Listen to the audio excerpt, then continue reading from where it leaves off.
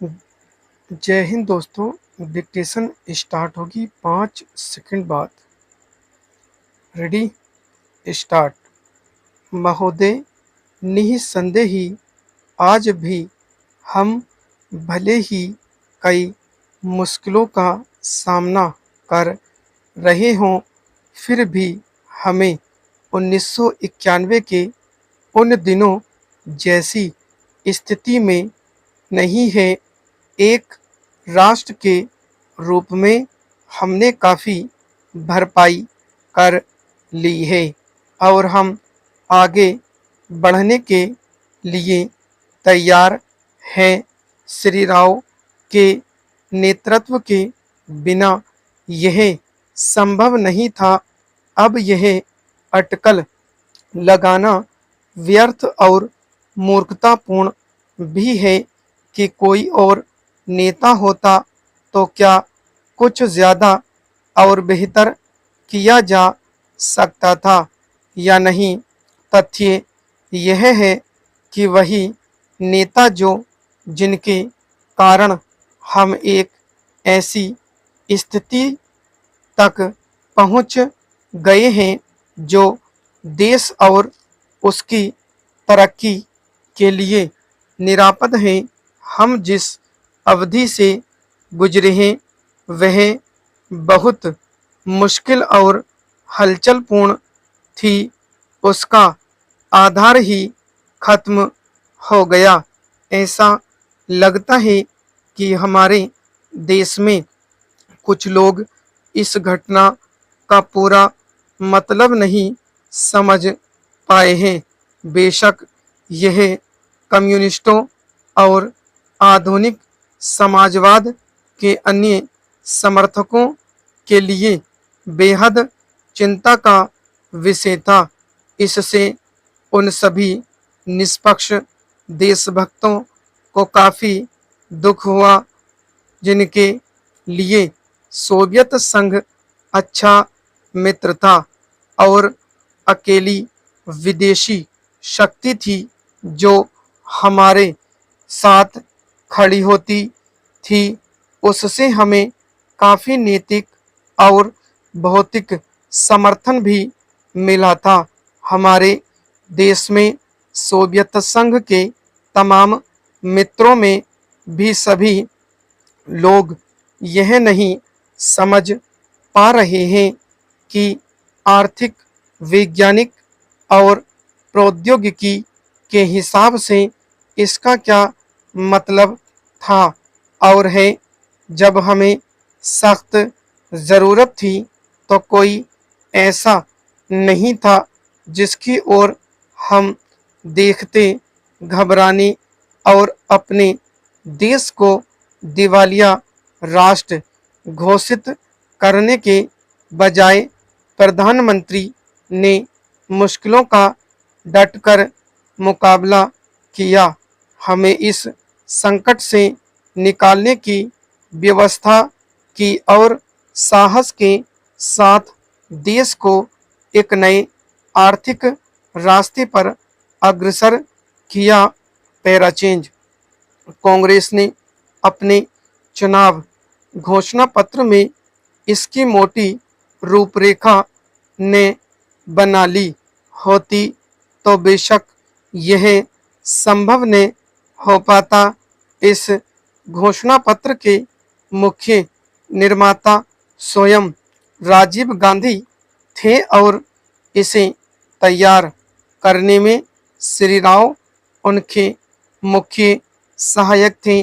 देश को संकट से उबारने और नए आर्थिक रास्ते पर ले जाने में बेशक मनमोहन सिंह की देशभक्ति, विद्वत्ता और ख्याति महत्वपूर्ण कारण थे।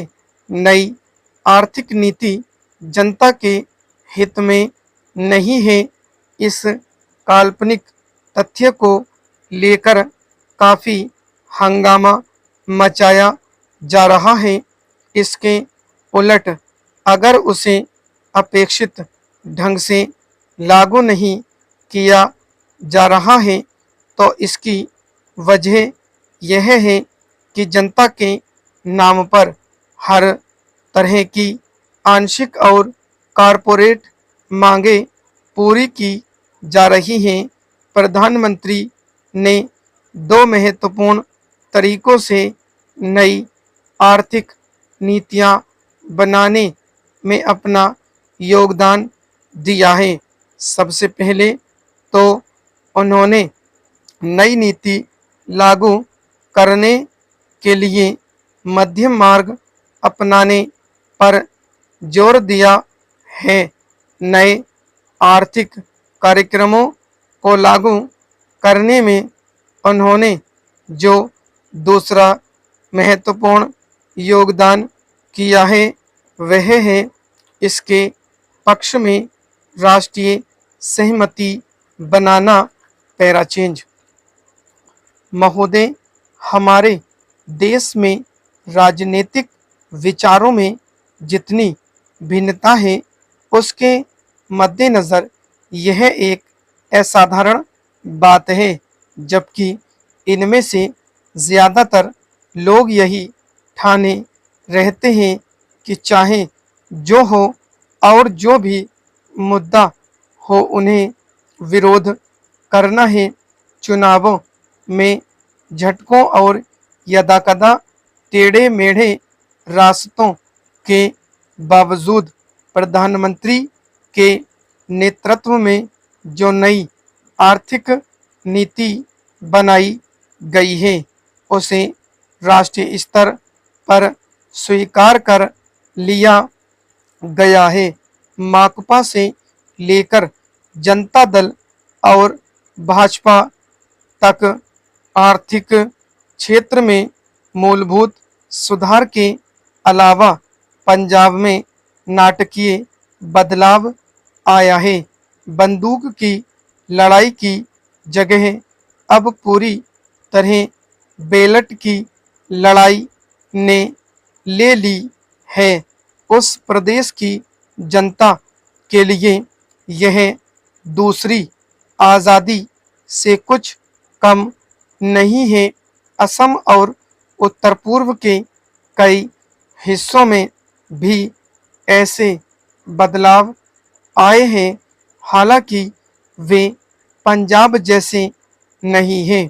ऐसा समझना कि आतंकवाद का खतरा टल गया है बेशक गलत होगा, पर जो सफलताएं हमने पाई हैं उन्हें स्वीकारने करना कम गलत नहीं होगा।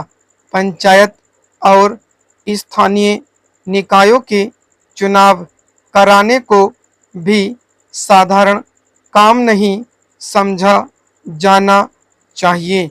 इस कदम से महात्मा गांधी के सपने और दिवंगत राजीव गांधी की लोकतंत्र के लिए प्रतिबद्धता फलीभूत हुई है। यह संविधान की अपेक्षाओं के अनुरूप लोकतांत्रिक क्रांति को आगे बढ़ाने का प्रतीक है। इससे हमारे राष्ट्र का लोकतांत्रिक आधार मजबूत हुआ है। पैराचेंज हिंदुत्व के घटते उन्माद का ध्यान रखना भी उतना ही महत्वपूर्ण है। भाजपा और शिवसेना को चुनावी सफलता भले ही मिल गई हो, पर राष्ट्रीय स्वयंसेवक संघ का नेतृत्व भी मानता है कि उसका मुख्य कारण कुछ राज्यों में भ्रष्टाचार, बढ़ती कीमतों, बेरोजगारी आदि जैसी सामान्य समस्याओं से निपटने में कांग्रेस सरकार की नाकामी थी, न कि सांप्रदायिक भावनाएं। स्टॉप।